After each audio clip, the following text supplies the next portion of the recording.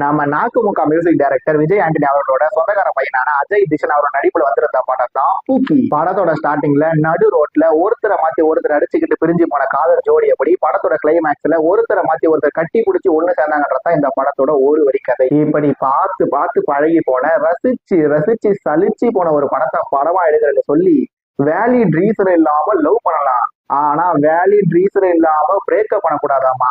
ஆனா valid reason இல்லாம இந்த பூச்சி படத்தை பார்க்க போன நாங்க என்ன தெரியுமா, ரொம்ப ரொம்ப சோகமாகி போனோம். கமிட்மெண்ட், என்ஜாய்மெண்ட், என்விரான்மெண்ட், குழப்பம், ஏத்துக்க முடியாத நிலை, கோபம், கெஞ்சல், சோகம், டிப்ரெஷன், ஏற்றுக்கொள்ளுதல்.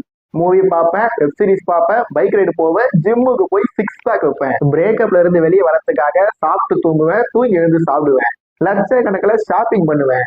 ஆன்மீகன்ற பேர்ல சாமியார் கிட்ட போய் அடிவாங்காத குறையா திரும்ப ஓடி வருன்னு சொல்லி இந்த படத்துல இருக்க சீன்ஸை பத்தி எல்லாம் பேச தொடங்கினா முடியல.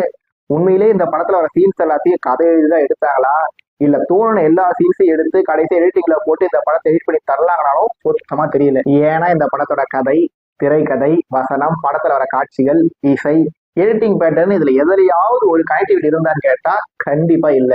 மொத்த படத்தையும் எடுத்துட்டாங்க, மொத்த படத்தை எடிட் பண்ணி பார்த்துட்டாங்க.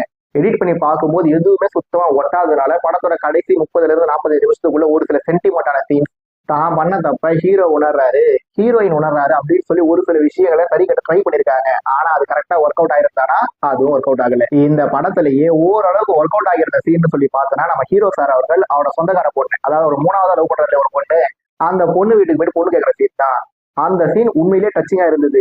ஆனா அதுக்கு அடுத்த சீன்லயே ரொம்ப ரொம்ப எமோஷனலா ஒர்க் அவுட் ஆயிருக்க வேண்டிய அந்த புது வீடு சீன் பாண்டியராஜன் அவர்களோட சுமாரான நடிப்புல சுத்தமா ஒர்க் அவுட் ஆகாம போயிருந்தது. கடைசியா படத்தோட கிளைமேக்ஸ்ல நான் உன்னோட பிரேக்கப் பண்ணலான்னு தான் வந்தேன், ஆனா நீ என்ன பூக்கின்னு கூப்பிட்டுட்டு அதனால என்னால உன்னை பிரிய முடியலன்னு சொல்லி ஒரு சீனை வச்சாங்க பாருங்க.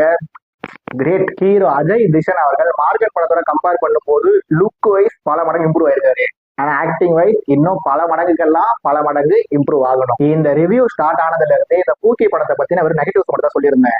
அப்ப இந்த படத்துல பாசிட்டிவே இல்லையா அப்படின்னு சொல்லி கேட்டீங்கன்னா, இந்த படத்துல இருக்க ஒவ்வொரு சீனை பத்தி சிலா வச்சு பயங்கரமா சொல்லலாம். ஆனா எனக்கு அந்த மாதிரி சொல்ல சுத்தமா தோணல.